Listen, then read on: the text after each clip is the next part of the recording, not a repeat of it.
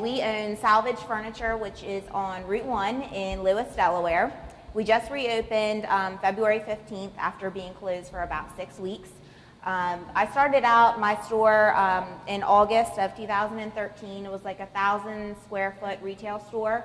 I redo antique and vintage furniture, like coastal style, shabby chic, rustic, primitive. We just try to really upcycle and reuse what people are now starting to throw away.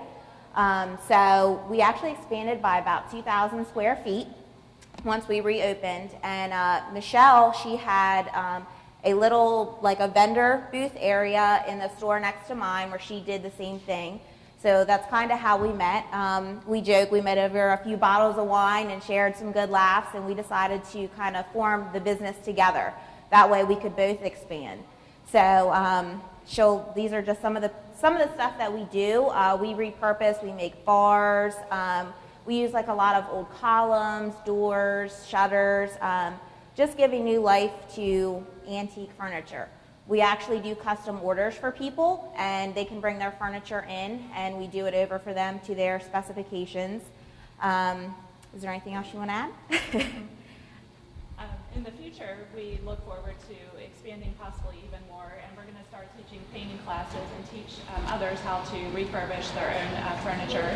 And we also think possibly in the future that we may take on additional space and bring on additional vendors where we can have others who share the passion of refurbishing furniture and selling furniture in our store as well. We, in part of our expansion, we took on some vendors. We have about 5 different vendors. We have a local interior designer. She has space. We have 2 men who do a lot of antiques because we focus more on the furniture aspect and new decor, so we wanted to bring some antiques in. And then we just have some consigners who bring in just, random pieces that they have redone. So this basically just kind of shows you what we do. We're open 7 days a week. Monday through Saturday is 10 to 6, and Sunday is 12 to 5. So feel free to like us on Facebook or come into the store and stop in and see us. We do have an employee. Her name is Kayla, so she's more than happy to help you. Good? Good? Okay. Good? Now we're going to field some questions. Okay. Are there any questions for Brenda and Michelle? Should I go right to Brenda? Do you have a question? Good morning. Hello. I think, Michelle, we have met before. Are you in Unique Boutique? Yes. Okay, great. Great job there you're doing. And now, from the last time we've talked, it sounds like a general partnership? Yes. Okay, great. So how have you identified your roles in the partnership? I know the furniture that you do a great job, you're very creative. So what has the partnership, I heard you say how the partnership started, but how have you identified your roles? Do one of you do the marketing and the other do? Basically, right now we're both just working together, and we're both playing a role in marketing. We're both recreating the furniture ourselves. We're both working on expanding the business even more and keeping the store running. So right now we're both just really working together 50-50 and doing a lot of the same things. We're both going into auctions to purchase items together. We're painting the items together. We're planning the classes that we're going to teach in the future together. So right now we're at like 50-50 and we're just working equally.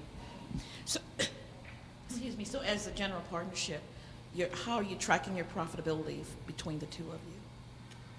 Well, we actually, since we just opened on February 15th, we wanted to see what the trend was, what we were going to make throughout the week and the weekend. So we're actually going to work on that this week, how we're going to pay ourselves a certain amount and do all that, because we have to pay all the vendors with the profit that we make and also get their income and pay rent and all that stuff. So since we kind of just reopened, we're trying to see what the trend is, like what our profit actually is going to be, and then we're going to decide how we can equally get paid. So each week we set a goal of like how many pieces of furniture we want to get done, and then make sure we're both, holding our own, and then we'll decide how we're going to get paid, how much basically. So People are bringing their furniture in for you to recreate, and then you're also buying and redoing. Okay, right. Yes, exactly. Good job. How are you marketing it? I mean, obviously you have a Facebook page, but how are people going to find out about you? A lot of it is word of mouth right now. We've grown a lot. I had a lot of like clientele who followed me even before I opened up the store because I had space over in Hagerstown, Maryland, and then I was also in a store in Georgetown. So a lot of the people are telling their friends to come in. A lot of people who are buying beach houses and wanting to furnish it, and they just all interact with each other. But also via Facebook, Craigslist. We advertise a lot in the Cape Gazette. And really, we've just been busy from that. So That's great. Bjork. From a cost accounting standpoint, do you keep track of your time for each piece, or do you have a standard price for each piece that you do already calculated that you quote the customer, or how do you do that? Do you quote them up front, this is going to take, so many dollars to complete this piece? It's very important to capture your time because that's the most valuable part that goes into it, and to get a standard cost down based on the size of the piece, the materials going in, to make sure you're making the profit margin that you need. Yes, we have ran into a few problems with that. People will send us photos or images of their piece of furniture that they want refurbished, and we try to give an approximate price, or we try to figure out approximately how many hours it's going to take us to complete the piece. A lot of times we run into problems where it takes us double the amount of time Yes. to do that, or for instance, right now we have an interior designer who dropped off a very large piece of furniture to us, and we gave her a price from the photos that she sent us.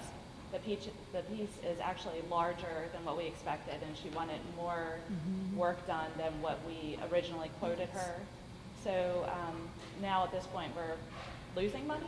Yeah, and it's very important to start keeping a log and keeping track now so you can establish standard prices going forward. So make sure you detail what you're doing to find out the pieces that are the losses, so next time it doesn't happen again. Right.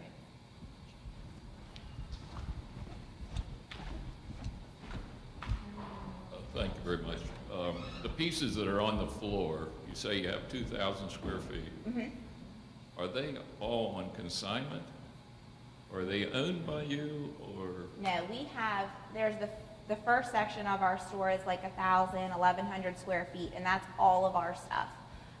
Then we have a separate room where we have a vendor that's probably like 200 square feet. They have like country, primitive, handmade crafts and stuff. Then we have an additional 2,000 square feet in addition to all that, which is where we have an interior designer who has her decor and furniture set up. Then we have a middle section in there for ourselves.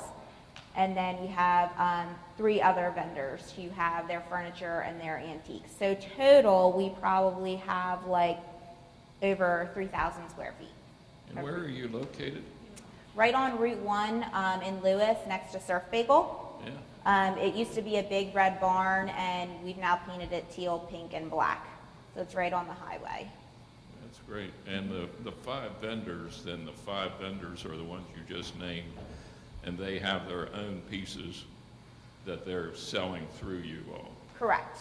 Yes, they rent space from us, and then they have, we started with just 12 by 12 spots, which one person has, and then the other people actually have larger spaces than that. So they pay a monthly rent, and then they also pay commission to us, and then they can put whatever they want in their space as long as it's approved by us and it kind of stays in the same realm of what we do.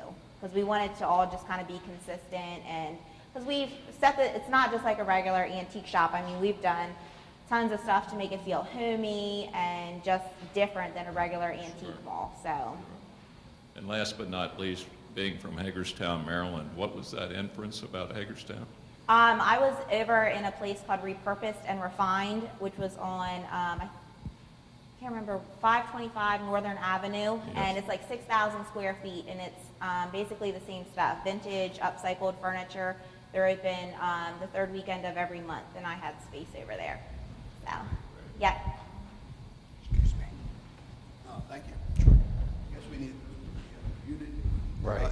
Anyhow, it's curious.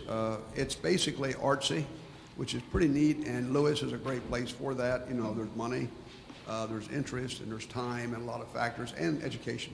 So with that in mind, I'm wondering about, this is blue skying a little bit here, an artist who could set up the palette, I guess that's correct, the easel kind of thing, and be working on it from time to time, maybe have someone come in, be a different interest pattern, and maybe a wood carver.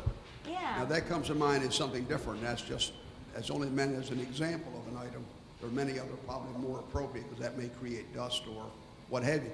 But you could look at those other kinds of things, and in your advertising, if you included that, I would think that would be an interest pattern that could draw them in.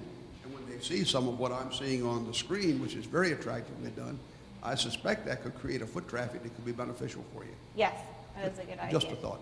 We also now, we're the only retailers of Chalk Paint Decorative Paint by Annie Sloan in Delaware. So part of that is we're going to be doing like workshops and stuff and demonstrations where people can come in and just kind of see us actually painting the furniture and see how easy it is so they can do it for themselves as well. So. Do what? All right, so. Are there any other questions? I'll tell you, Lit. That's right, Robert Redford. Good. All right. Well, thank you so much. And one last question, though, that we have. Okay. How can we as a community support you and help you grow your business? I guess if you could just tell others about our business and where we're located, and maybe stop by and look at our store and offer some insight or ideas that you may have.